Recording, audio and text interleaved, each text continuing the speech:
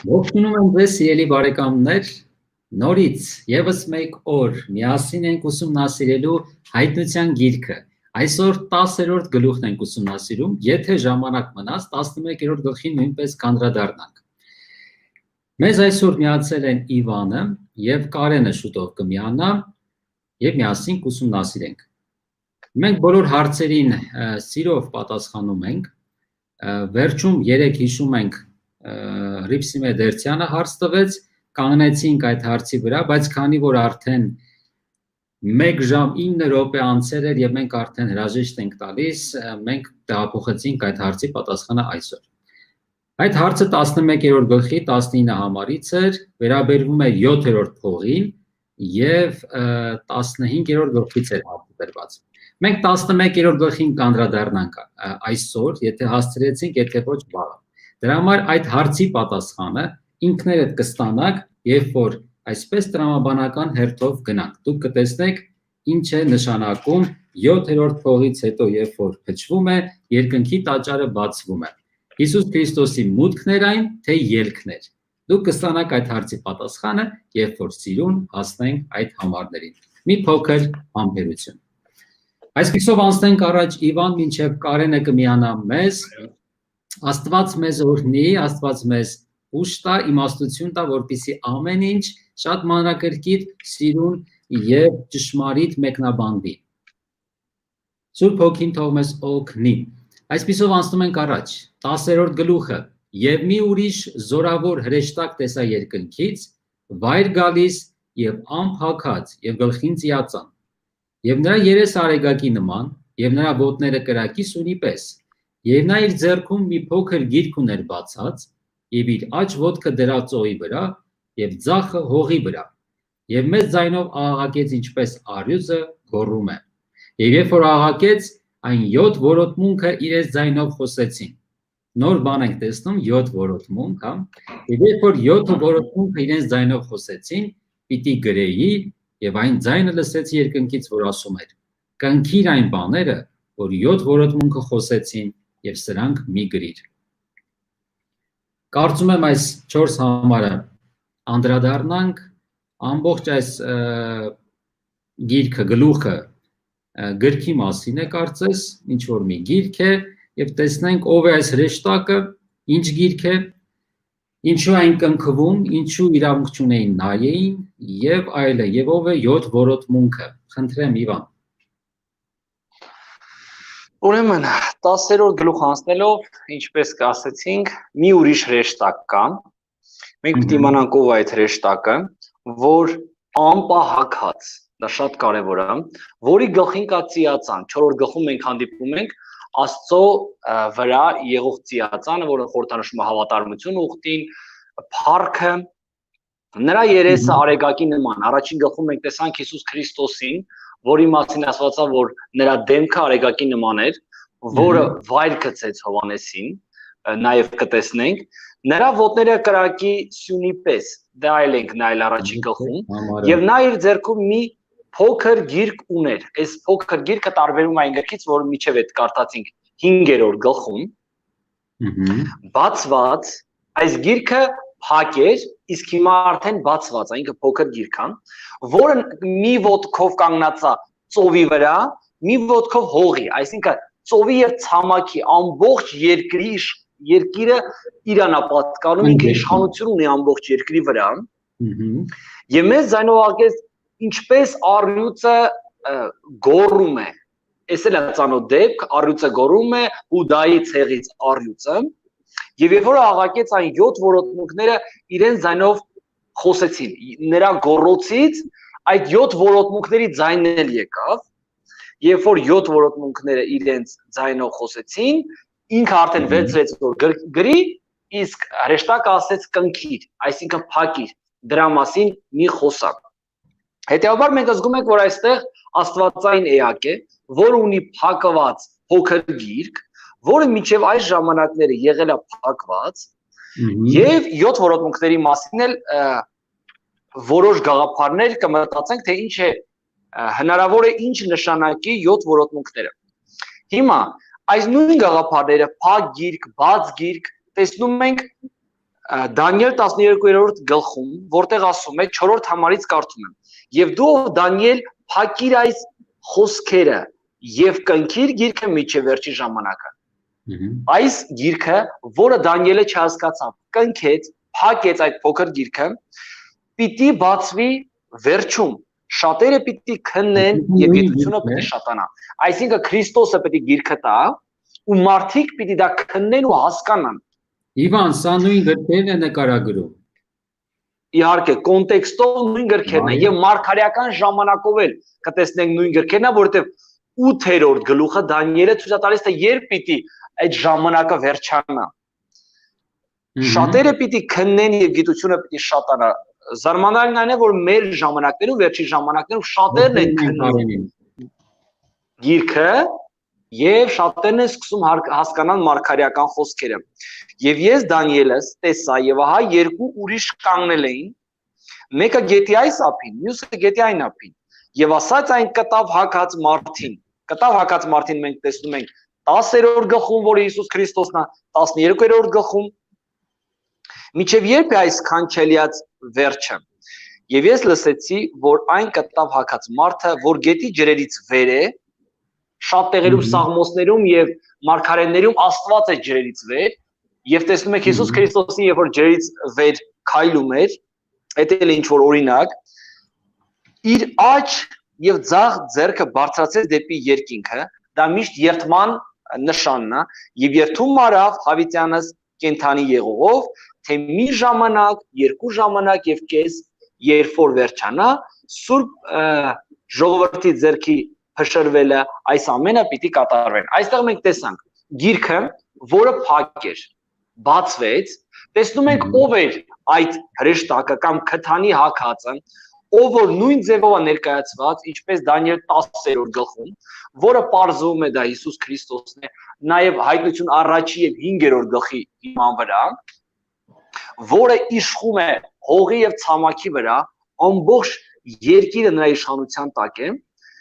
եւ նա բացում է այդ գիրքը։ Մարգարեությունները աշխարհի վերջում սկսում են բացվել։ Եթե Կարենը հիմա բանասի, եթե չէ, կանցնենք 7 օրոտնքների, խնդրեմ։ Ողջույններ բոլորին։ Կարդացել ենք մինչև 4-րդը, Իվան դու շարունակեցիր կարդալ։ Չէ, ես նայեցի առաջի, երկրորդ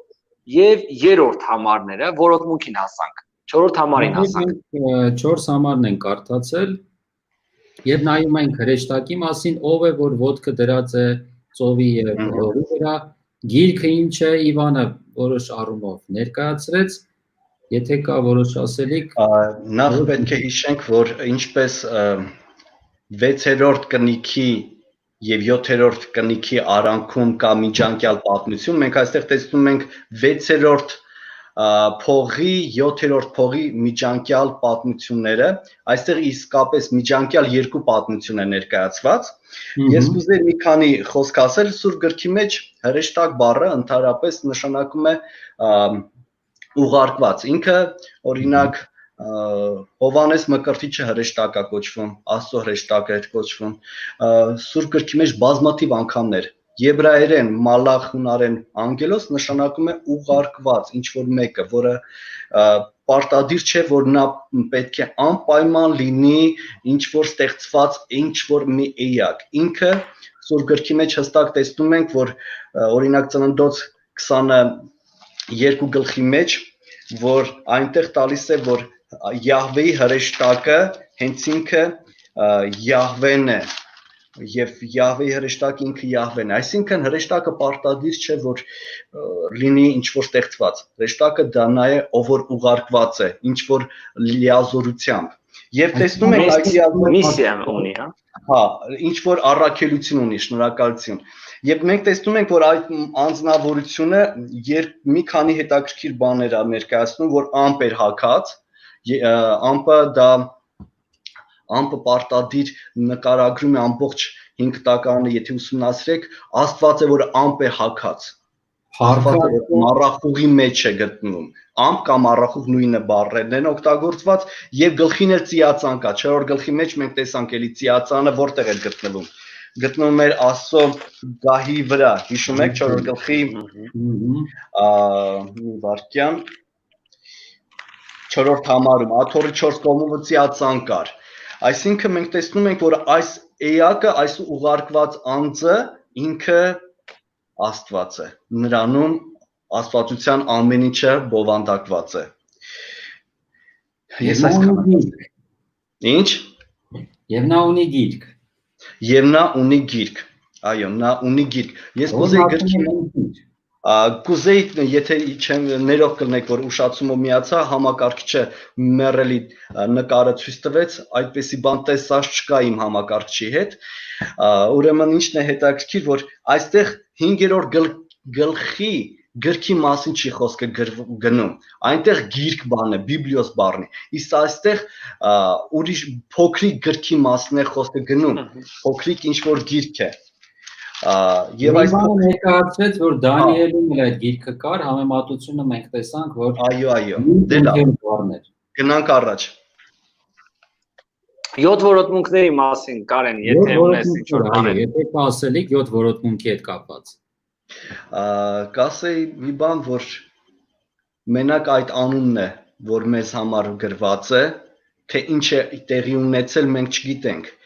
ինչ պետք է լիներ ոչ մի բան մեզ հայտնի չէ, եթե ինչ-որ մեկը գիտի, ես ուրախ կլինեի լսել։ Ինչի հետ կապված, որոտմունքի։ Որոտմունքի հետ կապված։ Որոտմունքի։ Ես մի երկու բան ուզում ասել որոտմունքի հետ կապված, որը վերջերս համացանցում տեսնում էի, այսինքն լուրեր, հա, որոտմունքի ձայները, ինչ որ բաներ են ասում, բայց որը էլ պետք չէ։ Արդեն ապաշխարության խոսքերը վերջացել են։ Հիսուս Քրիստոս երբ որ կանգնած է արդեն Հերովդեսի առաջ եւ այլն, ինքը արդեն էլ չէր վկայում, որովհետեւ ամեն ինչ արդեն ասված է։ Հետեւաբար մենք գնում ենք արդեն այս պատմության մեջ, արդեն վերջերին ենք մոտենում, որտեղ շատ բաներ է բացվում։ Նաեւ հիշացնում է, որ ասում է այդ լուրը, որը դու ուզում ես գրել, դա փակի։ Նույն խոսքերը ինչ որ Դանիելին ասվեց, չէ՞, 12-րդ գլխում, էլի ասում է փակի, որպեսզի հիշացնի, որ նույն պատմությունն է։ Կգա ժամանակ, երբ որ կլինի հոգու սով։ Այսինքն, խոսքերը թվում է թե կլինի, բայց այդ խոսքերը ոչ մեկին չի փոխի։ Այսօր այն ժամանակը, երբ որ մենք կարող ենք օգտվել։ Պողոս առաքյալը ասում է Մելքիսեդեկի հետ կապված շատ բաներ ունեմ ձեզ ասելու, բայց կարող չեք տանել, որտեղ մանկամիտ եք մնացել։ Հետեւաբար հիմա աշխարհը նրան է եկել, արդեն այս մարգարեական ժամանակներում, որ լուրեր կա, որը չի հասցնում տա Աստված։ Խոսքեր կա, որ այդպես էլ չի բացահայտվում։ Այսինքն, կան գիտություններ, երբեք 100 տարեկան մարդը չի ընդունվում համալսարան, որտեղ նրա հնարավորությունները արդեն վատացել են, արդեն նա չի կարողանում ընդունել։ Դրա համար ասում եմ Երանելի այն մարդ, որ երիտասարդության տարիներից է ծառայում Աստծուն, եւ այդ խոսքերը նա այդ տարիքից է օգտվում։ Դրա համար բոլորին կոչ, որպեսզի այնպեսի ժամանակ չգա, որ արդեն այդ խոսքերը պետք չլինի։ Արդեն չգիտեմ, այսօր շատ բաներ կա Աստվածաշնչից, որ մարդիկ մահանում են, բայց այդ գլուխները չեն կարդացել, այդ գրքերը չեն կարդացել։ Դրա համար մենք պետք է օգտագործենք հնարավորինս։ Մենք չգիտենք ինչ լուր ա եղել, իսկապես Կարեն եղբայրը շատ գեղեցիկ ասաց, որ մենք չգիտենք ինչ ա ասվել։ Բայց ամեն բարի բան ինչ որ մեզ պետք է, Տերը երբեք մեզանից չի պահել։ Բայց սա արդեն էլ չի ընդունվում։ Սա արդեն ուշացած կարծես թե լուրը։ Դրա համար եթե այս պահին հնչվում է կատարյալ որոտմունքների խոսքերը, եթե հնչում է պետք է հիմա ընդունենք։ Որովհետև այս ժամանակում արդեն ասում եմ մի գրի։ Նույնը Դանիելի ժամանակ պետք չէր այն լուրը, որ ինքը պիտի գրեր, ասեց կնքի դա պետք է գալու հետո։ Հիմա այս խոսքերը կնքվում է, թե դրանից հետո պետք է գա աշխարհի վերջում, թե պետք չի գա, մենք չգիտենք։ Դրա համար այսօր աշնորհած ժամանակները, այսօր ընդունելության ժամանակը, որպեսզի մենք շնորհի խոսքերը այսօր ընդունենք։ Եթե կարելի է։ Այսինքն դուք ասացիք Աստվածաշունչը Բիբլոս, հա, Բիբլոս։ Հա։ Իսկ այստեղ մի քիչ փոքրիկ գիրք էլի, բայց Բիբլոս բառի հետ է։ Բիբլիատիալ։ Բիբլիադիո։ Կարելի է ընդունել։ Ես կարդում եմ այդ բառը, երկար մի քիչ ավելի երկար բառ է։ Կարելի է արդյոք սա ընդունել որպես Աստվածաշնչի փոքրիկ ինչ որ մաս, որը անհասկանալի է։ Դանիելի գիրքը, հա, Իվան, դուք ներկայացրեցիք։ Ուրեմն Այսինքն մի գիրք, որը փակ է։ Դանիելի գիրք, որը փակված է եղել, իսկ վերջի օրերում պետք է բացվի։ Այս գիրքը փակվի։ Բիբլիարդիոն բառն է օգտագործված, ուրեմն հավանականությունը ոչ թե քիչ է, այլ շատ է, որ Դանիելի գիրքը կարող է լինել, մի քանի խոսքի հիմքի վրա եմ ես ուզում դա ներկայացնել, ինչու՞, որտեվ այստեղ հենց այնպես չի, որ որոտմունքը կնքվում է, ես համոզված եմ, որ ինչ որ ժամանակն հետո միգուցե բացվի, բայց այստեղ ամեն խոսքը Սուրբ գրքի մեջ, հայտնության գրքի մեջ, համոզված եղեք, գրվել է նրա ոչ թե ուղիղ, շատ անգամ ինքը որպես ակնարկ է ինչ որ 5 կտակարանյան պատմությունների, եւ երբ որ մեզ ցույց է տալիս փոքրիկ գիրք, երբ որ ցույց է տալիս, որ կնքված է, երբ որ ցույց է տալիս որոտմունքը ընդհանրապես խորհրդանշում է 4-րդ գլխի մեջ էլ հիշեցնում է, դա խորհրդանիշներ Սինասարի, այսինքն օրենքի տալու հետ է կապված, այսինքն ինչ որ մի բան է, որ մարդուն կոչ է անում դեպի ապաշխարության, բայց ինչ որ ճիշտն է Սթափվելու։ Հիմա մենք տեսնենք ինչա տեղի ունենում։ Այս գիրքը եթե մենք փորձենք մտածել Դանիելում, ինչ կար որ կնքված էր։ Դանիել 8-րդ գլխի մեջ եւ 12 գլխի մեջ եւ ոչ միայն կար մի քանի բաներ, որ անհասկանալի էր Դանիելի համար։ Դրանցից մեկն էր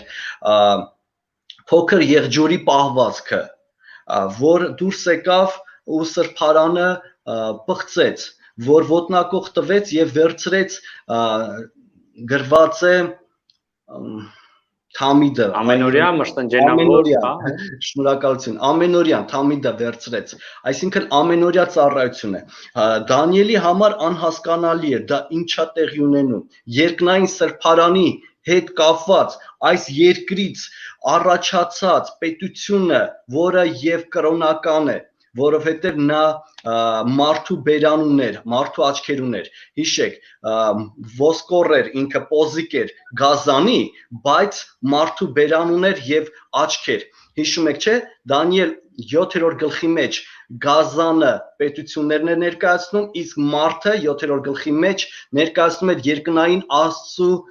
ուղարկածին, մարդու որդուն, եթե տեսնում ենք, նա համ կրոնական, այսինքն աստվածայինից ինչ որ բան ուներ, բայց գազանի հետ էր։ Սուրբ գրքի մեջ մենակ մի պետություն ուներ այդպիսի իրավունք, որ լիներ կրոնական պետություն, դա Իսրայելն էր, որը Աստված էր նշանակել, որը ժամանակի ընթացքում մերժվեց Աստծո կողմից, էլ ոչ մեկը իրավունք չուներ իրեն դնելու Իսրայելի տեղ, ով որ իրեն փորձում էր դնել Իսրայելի տեղ, այսինքն կրոնական պետություն լիներ, դա խաբեբայություն էր, այսինքն երբ որ Աստված չի, ուրեմն իրենք են իրենց Աստծո տեղը դնելու, մենք տեսնում ենք 3-րդ Թագավորաց 12 գլխի մեջ, երբ որ Հերոբովամը ինքը փոխեց, Աստված չէր արդեն Իսրայելի վրա, նա կրոնական պետություն ստեղծեց, եթե ուշադիր կարդաք, եւ տոները փոխեց, եւ կուրքերը դրավ Բեթելում ու Դանում։ Նա ստեղծագործեց մի պետություն, որ կրոնական պետություն պետք է լիներ, որը Աստծո հետ կապ չուներ, Աստված այնտեղ չկար։ Եվ հայտնության մեջ փոքր եղջյուրը իրեն փորձում է ներկայացնել որպես Իսրայել, Աստծո Իսրայել, բայց նա կեղծ Իսրայելն է։ Բնականաբար ելով կարող է իրան կեղծ Իսրայելի տեղ դնել, եթե ոչ Բաբելոնը։ Դուք գիտեք, կամ Իսրայել պետք է լինի կամ Բաբելոն, միշտ Բաբելոնը, մենք մի խոսք էլ ասեմ Բաբելոնի հետ կապված, Բաբելոնը հետաքրքիր բան ունի իր մեջ, ինքը իրեն ներկայացնում է որպես Աստծո դուռ, Բաբել, Աստծո դուռ։ Ուրեմն վերջացնել այդ մտքով, որ Բաբելոնի նպատակը որն էր, հասնել Աստծուն։ Տեսնում ենք այդ փոքր եղջյուրը Դանիել 8-րդ, 7-րդ գլուխների մեջ իրեն պահում է այնպես, որ Աստծո տեղն է նստում։ Դանիել 7-րդ գլխի 25 համարում ասում է ինքը որոշում է ժամանակներ եւ օրենքները փոխի։ Իսկ Դանիել 2-րդ գլխի մեջ տեսնում ենք, որ ժամանակներ փոխողը միայն ու միայն Աստված է։ Այսինքն այդ փոքր եղջյուրը իրեն վերապահեց կեղծ Իսրայելի դերը, որը չի համապատասխանում եւ կեղծ Իսրայելի նման որոշեց փոխել ամեն ինչը եւ նույնիսկ տոնները սկսավ ինքը կատարել երկնքի ասում ասեց դու չկաս ես եմ երկրի վրա սրբարան չկա ոչինչ չկա եւ Դանիելի այդ մարգարեության կարեւորությունն է որ մենք այստեղ տեսնում ենք եւ վերջացնելով այս միտքը կուզեի հիշեցնել որ լավ կլինի մի բան հիշենք որ Դանիելի 2300 տարին ամենաերկար այդ ցիկլը երբ որ ներկայացված է Դանիելի համար անհասկանալի էր ուզում էր հասկանալ դա լավ ինչա երբ պետք է այդ կեղծ Իսրայելը այդպիսի ոտնձգություն անի երբ պետք է բա սրբարանը մաքրվի Աստված իրեն 9-րդ գլխի մեջ ասում է լսի այն քեզ ներկայացրած ժամանակից 77-նյակ կտրում եմ եւ Իսրայել ժողովրդին եմ տալիս հատուկ նշում է որ Իսրայել ժողովրդին եմ տալիս որը կվերջանա մեր թվարկության 70 թվականին որովհետեւ մերժեց ում Աստծուն եւ կեղծ Իսրայելը իսկական Իսրայելի տեղը խիա գալիս որովհետեւ իսկական Իսրայելը նույնպես մերժեց Աստծուն հիշում եք չէ Քրիստոսը եկավ Քրիստոսին չընդունեցին իրանք ուզեցին թագավոր լինել շնորհակալություն Բարի հիմա 5-րդ համարից երբ որ կարդանք եւ այն հրեշտակը որ տեսա ծովի վրա եւ ցամաքի վրա կանգնած իրար ձեռքը դեպի երկինք բարձրացրեց մի ձեռքում գիրքներ հա մի ձեռքում վերև բարձրացրեց երթվեց Ավիտյանս Հավիտենից կենթանիով որ ստեղծեց երկինքը եւ ինչ որ նրանում է երկիրը եւ ինչ որ նրանում է եւ ծովը եւ ինչ որ նրանում է թայլևս ժամանակ չկա բայց 7-րդ հրեշտակի ձայնի օրերում երբ որ փողը կփչի Աստծո խորհուրդն էլ կկատարվի ինչպես ավետարանեց իր ծառա մարգարեների Իսկ հասկանում ենք որ ինչին ենք մենք շատություն դարձնում որ ժամանակ չկա Իվանը խոսեց մի քիչ հա Իվան ներկայացրեց որ այլևս ժամանակ չկա կարծես թե մի անգամ ժամանակ է տրվել հա ստացվում է իսկ հիմա ժամանակ չկա այդ գրքի մեջ ներկայացված էր թվականին այդ 2300-ը երբ որ Դանիել մարգարեությունն ենք մենք ուսումնասիրում չէ քանի որ այս գիրքը Դանիել մարգարեությունն է Կարենը ներկայացրեց 2300-ը 1844-ին ավարտվում է եւ պետք է ավարտվեր իբրև ժամանակ բայց տրվեց նորից չէ ավելյալ ժամանակ իսկ այս անգամ ինչի չկա Ես ուզեմ մի բան ներկայացնել ուշադրություն եթե դարձնում ենք 6-րդ կնիքի ներողություն փողից հետոյա չէ գրված է 6-րդ փողից հետո գրվածը նշանակում է դա այն դեպքերն է որը տեղի ունենում 6-րդի 7-րդի արանքում եւ ինչն է հետաքրքիր այստեղ նկարագրած է 1800-ականների ժամանակահատվածը բայց եւ նույն ժամանակ մենք տեսնում ենք որ 7-րդ գլխի մեջ էլ հատուկ նշում է որ 7-րդ հրեշտակի փողի օրերումը չի ասում փողը փչվեց ու այդ դեպքը պետք է լինի փողի օրերում երկար ինչ որ բաներ է տեղի ունենում հենց փողի օրերում այնպիսի բաներ է տեղի ունենում որոնք իրականում մենք պետք է տեսած լինենք 6-րդ փողի ժամանակ օրինակ գրված է 19-րդ համարում որ Աստծո տաճարը որ երկնքում բացվավ դա այն հենց այդ 1844 թվականի պահն է որ բացվեց Պատոհանը ներողություն սրբարանը բացվեց սուրբ սրբոցը սկսվեց չէ այսինքն մենք տեսնում ենք որ ինչ որ մի բան Հովհաննեսը նկարագրում է ու հասկանում եք այնպես է նկարագրում որ Աստծո պլանները ինչ որտեղ սկսվում է փոխվել եւ ժամանակ չկա բայց ինչ որ ձև փոփոխություն ալնում իսկ ինչ է կարծում ինչի կարող է փոփոխության ենթարկվի Աստծո պլանները 7-րդ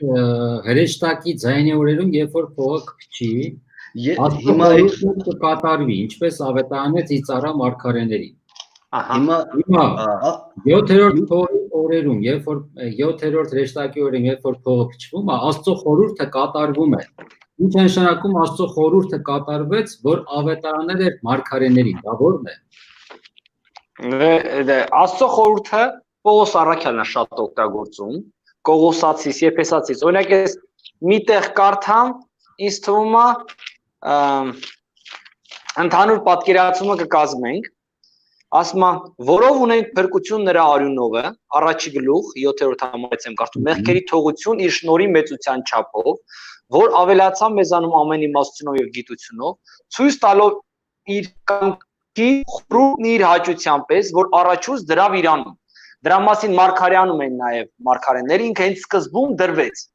որ ժամանակի լրության տնտեսության համար, որ ամեն բան բովանդակվի Քրիստոսում, ինչ որ երկնքում է եւ ինչ որ երկնքում նրանում, որով էլ ստացանք ժառանգություն մենք առաջուց որոշված լինելով եւ այլն, նրա փրկության գովասանքի ժամանակ եւ այլն։ Այսինքն Աստծո խորհուրդը դա փրկության ծրագիրն է։ Երբ է կատարվում դա, ստե ինչ է գրած։ Երբ է կատարվում փրկության ծրագիրը, երբ որ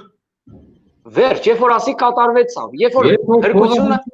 7-րդ փողը երբ է, փրկության ծրագիրը կատարվում է, եւ շատ մարդիկ կարծում են 7-րդ փողը դա եսին որ թիվն է, կներեք բարձ գրված է 7-րդ փողը,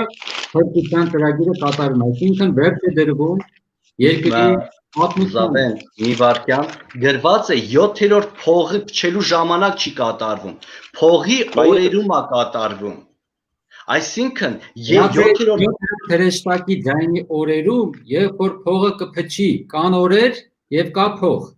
նայ ձայնի օրերում, փողի փչման է ձայնի օրերում, այսինքն ինքը հենց փչման ժամանակ չի կատարվելու, այդ ընթացքում է կատարվելու, եւ 11-րդ գլուխը երբ որ նայենք, եւ հենց դա նրա պահն է տալիս, որ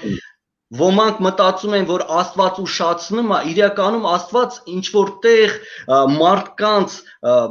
ապաշխարության ժամանակն է երկարացնում, այստեղ հենց դրա հուշումը կա, որ Աստված էլի մի ինչ որ հատված ինքը երկարացնում է։ Հիմա, երբ որ 1844 թվականից հետո Աստված տալիս է եւս ժամանակ, մինչև նրա գալուստը, մինչև տաճարը կբացվի եւ նա դուրս կգա եւ կգա, մինչև նրա գալուստը Աստված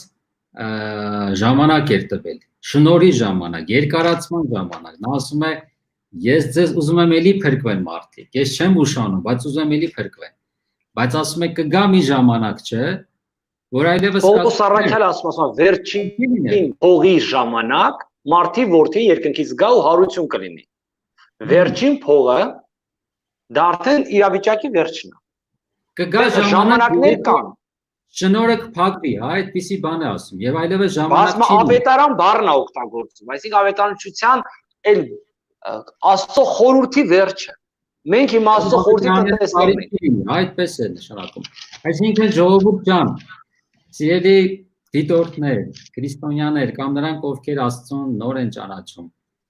իմացեք, որ սա վերջի ձգված ժամանակն է։ Սրանից այն կողմ էլ ժամանակ չի լինելու։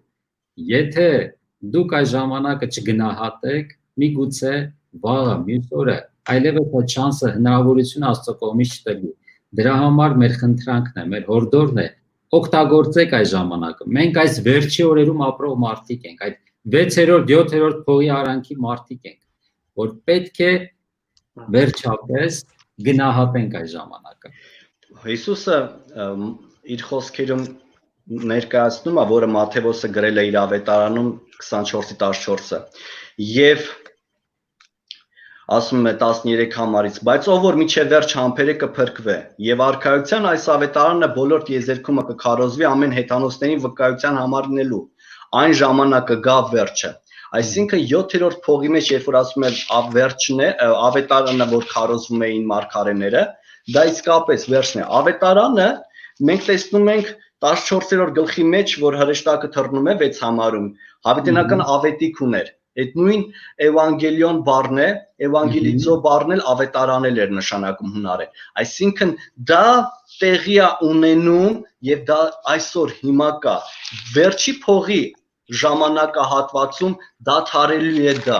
Վերջի փողի ժամանակահատվածում դադարելու։ Մենք գլուխը Կարեն ջան նայենք, այնտեղ վերջում արդեն 7-րդ փողի իրադարձությունները կտեսնենք երևի։ Կքննարկենք թե ինչ է լինելու 7-րդ փողի ժամանակ։ Եկեք 8-րդ համարից կարդանք եւ ավարտենք այս գլուխը։ Եվ այն ձայնը, որ երկնքից լսեցի, դարձյալ խոսեց ինձ հետ եւ ասեց. գնա առ այն բաց գրքույկը, որ ծովի եւ ցամաքի վրա կանգնած հրեշտակի ձեռքին է, եւ ես գնացի հրեշտակի մոտ եւ ասեցի նրան. «Տուր ինձ այդ երկույկը», եւ նա ասեց ինձ. «Առ եւ կեր սրան»։ Եվ սա կդառնանա փորումդ, բայց բերանումդ քաղցր կլինի մեղրի պես։ Եվ գրքույկն առա հրեշտակի ձեռքից եւ կերա նրան, եւ բերանումս քաղցր է մեղրի պես, երբ որ կերա նրան դառնացավ փորումս։ Եվ ասեց ինձ. «Պետք է դու դարձյալ մարգարյանա ժողովուրդների եւ ազգերի եւ լեզուների եւ շատ հակավորների վրա»։ Հետաքրքիր իրադարձություններ կան եւ մեկնելու շատ կարիք կա այստեղ։ Հասկանանք, մի քիչ առաջ մենք տեսանք Դանիելի գիրքն էր դա։ Հովանես արդյոք Դանիելի գիրքը կերավ, թե Հովանեսի դեմքում ով կերավ։ Որտեւ այդ ժամանակ փակ էր դեռ գիրքը, Հովանեսը չէր կարող։ Ինչ եղավ։ Այդ գիրքը կարելի է այդպես ասել եւ ոչ միայն այդ գիրքը, որտեվ հետո ասում է մարգարեացի ժողովուրդներին, եթե մենք հասկանում ենք, որ այդ ժամանակահատվածում 7-րդ փողի ժամանակահատվածում, ներողություն, 6-րդ, 7-րդ փողի արանքում ինչ որ Հովանեսը պետք է մարգարյանալ, բնականաբար Հովանեսը չէր կարող մարգարյանալ, որտեվ ինքը այդ ժամանակ չէր էլ ապրում, բայց մենք տեսնում ենք, որ այդ ժամանակ գիրքը չէր կարող, չէ՞, Հովանեսի ժամանակ փակ ինքը ուղղակի վերջի օրերում ինքը ուղղակի որպես այն մարդներ, որը դերը տանում էր նրանց, ովքեր պետք է դա կատարեին։ Սուրբ գրքի դեպքի հետ կապված ի զարմանս ամենքին 19-րդ, 18-րդ, 19-րդ դարերում տեղի ունեցավ անհասկանալի մի բան, ամբողջ աշխարհի տարբեր հատվածներում մարդիկ որոշեցին ուսումնասիրել Դանիելի գիրքը եւ հայտնության գիրքը եւ բոլորը մի գաղափարի հասան, որ հասկացան, որ շատ շուտով պետք է Տեր Հիսուսը գա։ Այսինքն 2300 տարեկանը այո եւ 1844-ին դու գա Հիսուսը, հա։ Այդ գաղափարը շատերին, միջև այդ Նյուտոնն էլ էր դրա մասին մտածել, Լյութերն էլ էր մտածել, շատ-շատեր հին բողոքականները դրա մասին խոսել էին եւ 17, 18, 19-ում ավելի ակտիվացավ եւ այդ ժամանակահատվածում մարդիկ ուսումնասիրելու եկան հասան այն մտքին, որ հաստատ պետք է հիմա Տեր Հիսուսը գա, որովհետև նրանք սխալ էին հասկացել այդ ժամանակվա մարգարեության բառերը, հասկացել էին, որ սրբարանը դա երկիրն է, ինչու, որովհետև այդ ժամանակներում բոլոր քրիստոնյաների գլխից ջնջել էին երկնային սրբարան հասկացողությունը, որովհետև բոլորը հասկանում էին, որ մենակ երկրի վրա կա սրբարան, ասեմ ձեզ, որ Լյութերից առաջ էլ Լյութերից հետո էլ շատ բողոքականներ իրենք կռիվ էին տալիս հենց նրա համար, ասելով, որ երկրի վրա սրբարան չկա, բայց չէին հասկանում, որ երկնքում ինչ ձևի սրբարան կա, չկա, նրանք չէին հասկանում։ Քահանայություն կա երկնքում։ Հա, բայց նրանք անդադար կռիվ էին տալիս ու ասում էին, սրբարան չի կարա երկրի վրա լինի։ Երբ որ ասում էին, որ պետք է օրինակ կաթոլիկները, երբ որ հացը ասում էին Հիսուսի իսկական մարմինն է, գինին իսկական արյունն է, Լյութերի նմանները բոլորյանները չասեմ, իրենք կռիվ էին տալիս, ասում էին, չի կարող լինել, որտեղ Հիսուսը արդեն մահացել է, դուք իրավունք չունեք երկրի վրա սրբարան, նոր սրբարան ստեղծելու, որտեղ զոհաբերություն անեք ամեն անգամ Տեր Հիսուսին։ Եվ դրա պատճառով իրանց գլխից դուրս էր եկել սրբարանը։ Երբ որ արդացել են սրբարանը պետք է մաքրվի, իրենք հասկացել են երկիրը պետք է մաքրվի։ Դրա համար սպասում էին Գալուստը երկրի վրա էին սպասում։ Սակայն մենք միջև հիմա ապրում ենք, նշանակում է չի եկել Հիսուսը դեռ 44 թվականին եւ այդ ժամանակ, այսինքն նրանք մեղրի պես քաղցր էին զգում այդ լուրը, հա։ Հա, բայց հաջորդ պահին, երբ որ գիշերը անցավ, իրենք բոլորը խառնվեցին, այս ինչ տեղի ունեցավ։ Հասկացան, որ մի բան սխալ է մեկնել։ Հա, հասկացան սխալ է մեկն է եւ ինչ որ մեկը երբ որ նեղված էր ուզում էր գնար ուրիշներին մխիթարեր, պատահաբար ճանապարհին հասկանում եք պատահաբար ոչինչ չի լինում, Աստծուց կայց նրա գլխի մեջ ու հասկացավ որ ախր ինչի են սրբարանը երկրի վրա տեսնում, չէ որ գրված է որ սրբարանի ծառայողը զորած իշխանն է։ Երկնքում էր, չէ որ հա։ հասկացան որ սրբարանը երկնքում է, զորած իշխանը հասկանում եք Հիսուսն է, եւ հասկացան որ Հիսուսը երկնային սրբարանում է ու իրենց համար բաց է, բայց արդեն ուշ էր։ Այդ ժամանակ մեծ դառնություն ապրեցին, հա Իվան բոլորը։ Եվ այդ դառնությունը ես ուզում եմ ընդհանրապես մարգարեության մեջ այդ պահը գտնենք, ուրեմն Եզեկիելում եւ Երեմիայում կա այս դրվագը, երբ որ նրանց տրվում է գիրք ու նրանք ուտում են, երբ որ նրանց կանչվում է մարգարեության, երբ որ նրանք դառնային մարգարեներ, իրենց տրվում է գիրքը, իրենք վերցնում են ուտում են, որ իրենց թվում է թե իրանք արդեն Աստծո ծառաներ եւ մարգարեներ են դառնում, բայց դա մեծ ուրախություն էր, Աստծո մարդ ես դու Աստծո խոսքը վերցնում ես եւ ուտում ես եւ մարսվում է դա մեջը, բայց այդ գիրքը մեջը ող լաց կար, ու ինքը Երեմիան արդեն ասում է ես նստած եմ մարդկանց մեջ, առաջ ես ուրախանում եմ իրանց հետ, իսկ հիմա ողբում եմ, հարցը ինչու՞մ է, Տերը կանչում էր մարգարեների ու իրանք այդ ժամանակ մեծ ուրախությամբ էին ունենում, բայց դրանից իրանց մոտ գալիս էր մեծ դառնություն, այսօր Աստված կանչում է մարդկանց, մարդիկ ուրախանում են դառնան Աստծուն եւ այլն, բայց դա շատ պատասխանատու է։ Ու ինքը Երեմիային էլ ասում, Եզեկիելին էլ ասում, շատ պատասխանատու է։ Այդ դառնությունը իրանք զգում են, երբ որ հասկանում են աշխարհի վիճակը, երբ որ հասկանում են մեղքերի վիճակը, երբ որ հասկանում են ինչին է հասցրել մեղավորությունը իրանց։ Ու իրանք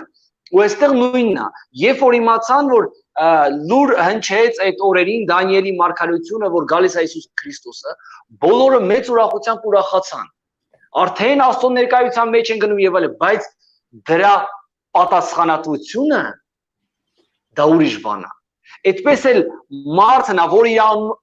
անվանում է իրան քրիստոնյա, անվանում է իրան հավատացյան, Աստծո մարդ,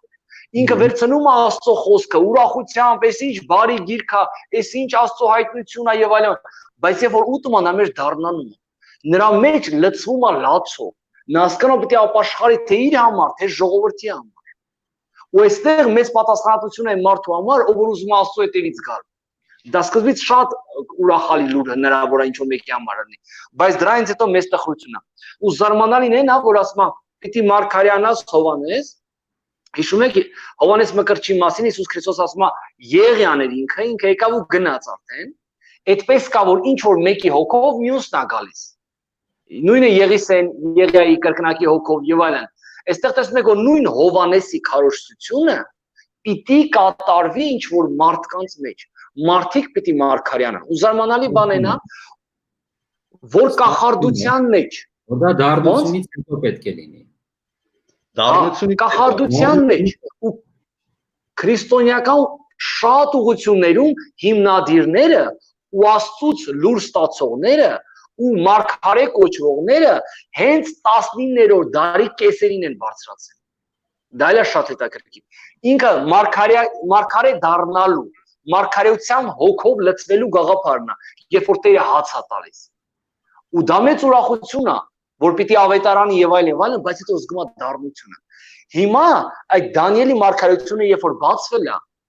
Աստված մարգարեական հոգու միջոցով, հա, բացատրել է ճշմարտությունը, ու հիմա մենք հասկանալը որ քիչ ժամանակ է մնացել, մենք պիտի քարոզենք ամեն ազգերի, ամեն ժողովուրդների ու ամեն թագավորությունների ամենուր։ Մարգարեները ուզում բարձրացնել նաեւ վերջի ժամանակներում։ Այսինքն, եթե ժամանակագրությամբ նայենք եւ ավելի ստույգ պատմության մեջ տեսնենք, 44 թվականին մենք պատմեցինք, որ խնդիրը եղավ, սկզբում լավ էր, ուրախացել են, Քրիստոսը գալիս հետո հիասթափվեցին, դառնություն եղավ եւ դրանից հետո պետք է դարձյալ մարգարեանա լավ լուր, հա, դուք պատմեցիք։ Նշանակում Աստված մարգարեներ վեր կացրեց, մենք իհարկե այս անուններ նշելու համար չենք, մարգարեներ վեր կացրեց, որոնք պատմեցին Աստծո լավ լուրի մասին եւ այդ օրերին մենք բոլորս գիտենք, որ բոլորը հասկացան, որ դա երկնային սրբանի մասին է եւ Հիսուս Քրիստոսը մտել է սրբության սրբոց, բարեխոսում է եւ մեր համար շուտով կգա։ Այս մի բան եմ ուզում ասել։ Հիսուս Քրիստոսի ձեռքում կար գիրք։ Այդ գրքում կար ժամանակ մարգարեական, ճիշտ է։ Ու այստեղ ասում են այդ Քրոնոս բառը նշանակում մարգարեական ժամանակ։ Ու ասում են այդ ժամանակի վերջը եկա։ Ու ինչի համար ենք ասում որ 19-րդ դարում է դա 44 թիվ եւ այլն, որովհետեւ այդ մարգարեության գիրքը երբ որ բացվեց 2300 տարիներն էր բացատրվելու։ Ու այդ ժամանակ եկավ այդ օրերը, երբ որ այս մարգարեությունը պիտի կատարվեր։ Ինչի համար այս մարգարեությունը չենք տանում ուրիշ դար, այլ տանում ենք 1844 թիվ, որովհետեւ Դանիելի մարգարեության փակ ժամանակը այդ Քրոնոսը, հա, այդ որ այստեղ օգտագործվում է, այդ ժամանակ էր բացվել։ Դրա համար այդ լուրը այսօր էլ է այդ լուրը հնչում, որ Հիսուս Քրիստոսը շուտով գալիս է։ Ու մարդը դա լսելով մեծ ուրախություն ապրում, շուտով Տերը կգա, մեզ կփրկի չար աշխարհից, այս չար իշխանությունից, բայց հետո ինքը որ մարսում է այդ խոսքերը, իր մոտ դառնանում է, արդյոք ես պատրաստ եմ թե չէ։ Ու նույն երբ որ աշակերտները Հիսուս Քրիստոսին ասեցին, բա երբ ես գալու, բա երբ ես քո արքայությունը դնելու, Հիսուս Քրիստոսը ասում է, դա ձեր գործը չի։ Դու ձեր գործն է, որպեսզի մարսեք, ապրեք հոգևոր կյանքով ու այդպես քարոզեք ամեն ազգերի։ Բարի։ Դա շատ կարևոր է։ Իվան, դու ամեն ինչ արեցի, որ 11 գլուխին չհասնենք։ Այո։ Ամեն րոպեին ավարտվեց։ Քանի որ 11 գլխին չենք հասել, մի միտք կուզեի ավելացնել, արդյոք Աստված ինչ նպատակ ունի, որ ինքը փորձում է հիասթափության բերել իր ժողովրդին։ Արդյոք ունի։ Ընդհանրապես Աստված նպատակ ունի, ոչ թե նա հաճույք է ստանում, երբ որ մարդիկ դառնություն են զգում, այլ մարդիկ դեռ բավական հնարավորություններ չունեն մտքի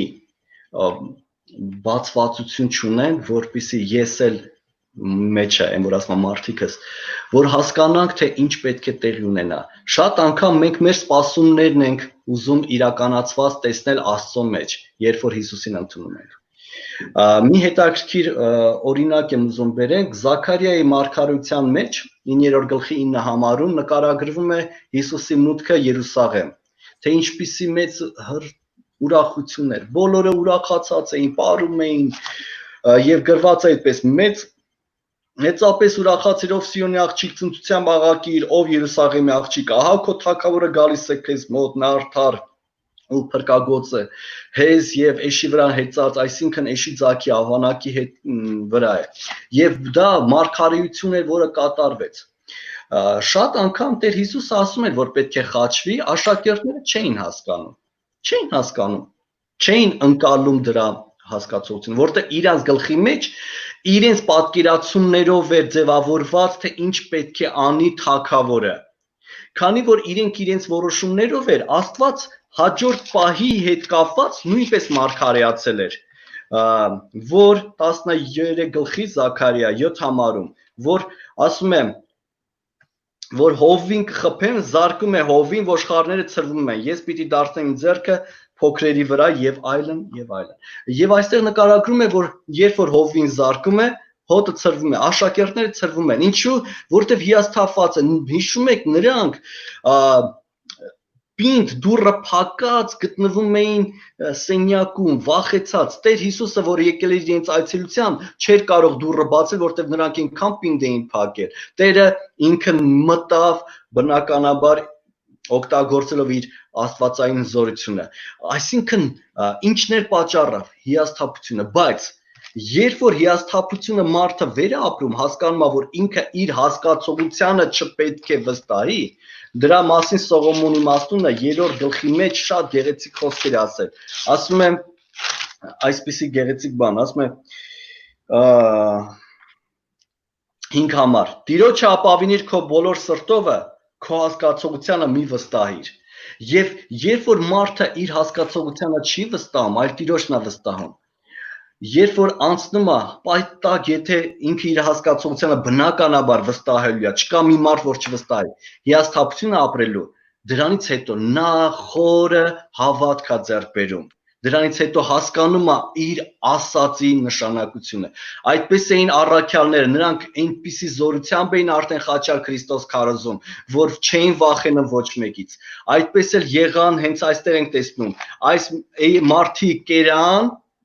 քաղցր էր, հետո դառնացավ, դրանից հետո գրվածած 20 իրենք մարգարյանալ արդեն զորությունով։ Իսկ ինչպես էին ինչ էր նշանակում մարգարյանալ, եթե ոչ դրանից վերև կարդում ենք, չէ, ավետարանել, նրանք սկսեցին ավետարանել։ Սիրելի դիտորդներ, կուզեի ասել, միչև մենք չապրենք այդ ապրումները, որ մենք վստահենք միայն Տիրոջը։ Հիասթափություններից հետո էլ նորից վստահենք, մենք չենք կարող Տիրոջը ներկայացնել մարդկությանը, որ Տերը գալու է։ Հավատում ենք, որ Տերը գալու է, բայց ինչպես ենք հավատում։ Ինչպես է գալու։ Տեսնելու ենք, թե դա հետագա մեր հանդիպումների ժամանակ ուսումնասիրենք։ Բարի, վաղը մենք ուսումնասիրենք 11-րդ գլուխը, կարող եք տանը կարդալ արդեն, եւ այնտեղ կտեսնեք երկու վկաների պատմությունը, կտեսնենք ովքեր են այդ երկու վկաները, ինչպես են չարչարվում, գազանանդունդից դուրս եկող գազանը Իվան, ուսումնասիրենք, տեսնենք որն է, Կարեն, ինչ են իրենից ներկայացնում, բարդ հարցեր կան, պետք է պատասխաններ տեսնենք եւ վերջում 7-րդ փողը իհարկե կփչվի արդեն։ Սպասում ենք ձեզ վաղը ժամը 8-ին, մի մոռացեք, ներքևում դուք տեսնում եք հեռախոսահամար, գրեք այնտեղ, ես արդեն տեսնում եմ ամեն օր ինձ գրում են բարև, ես գրում եմ այո, աստվածաշնչյան դասընթաց կուղարկեմ եւ այդպես բազում մարդիկ արդեն միացել են աստվածաշունչ ուսումնասիրելու, քանի որ այս դարն է, այս ժամանակն է, ժամանակ չկա, պետք է ուսումնասիրենք եւ վերջապես հասնենք գիտությանը, ճշմարտության։ Եվ Աստված գա ու փրկի բոլորիս։ Այսպիսով վերջի հարցը հնչեցնեմ ձեզ, եղբայրներ, Ներիկուս Արկտու Ներիկուս, այդպիսի անունով բաժանորդ կա, նա գրել է, ես գիտեմ, որ ջրհեղեղը երկրագնդի վրա եղել է մասնակի, եւ երևի չին գրկել ամբողջ երկրագունդը։ Արդյոք հրդեհը եւ բնաջնջումը եւս մասնակի պիտի լինի։ Ջրհեղեղը մասնակի չէր, իհարկե, ամբողջ երկրագունդը գրկել է, իսկ ինչ է անելու հրդեհը, արդյոք ելի դրանից կապրեն, թե կվերանա։ Չնայած հայտնության գրքում դրա մասին խոսել ենք, կցանկանայի երկրորդ Պետրոսից կարդալ երկու խոսք, եւ առաջին աշխարհն էլ չխնայեց Աստված այլնոյին, որ 8-րդն էր, կամ 8 հոգով էին, ինչպես նաեւ ուրիշ տղա, այն արդարության քարոզչին պահեց, երբ որ ամբարիշտների աշխարհի վրա ջրհեղեղ ածեց։ Եվ 4-րդ գլխում կարդում ենք, որ նրա համար այն հին աշխարհը, այն աշխարհը որ կար,